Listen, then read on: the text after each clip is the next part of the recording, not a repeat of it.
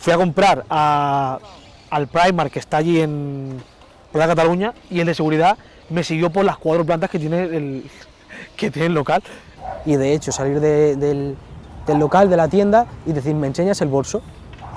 Claro, hay gitanos pues que tienen este antigitanismo tan interiorizado que lo ven normal y le enseñan el bolso y se callan. Hay otros que se indignan y dicen, porque soy gitano me tienes que hacer esto. Pero bueno, por desgracia es una situación que no sabemos controlar, porque es que ante la policía, ¿qué hace? Te pide identificación, te pide que... no podemos hacer nada. Y yo, que trabajo en un centro comercial, veo muchas veces que cuando entra un gitano a comprar, por ejemplo, a mi tienda, o sea, por ejemplo, me ha venido una familia que es clienta muy habitual de la tienda donde yo trabajo, viene seguridad y me dice, ten cuidado que ha entrado una familia que tiene pinta de que va a robar.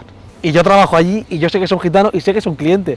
Y eso me ha pasado, pero muchas veces. Hay muchos gitanos que ya las tienen muy interiorizadas y lo ven como algo normal, ¿me entiendes? Pero son cosas que no son normales.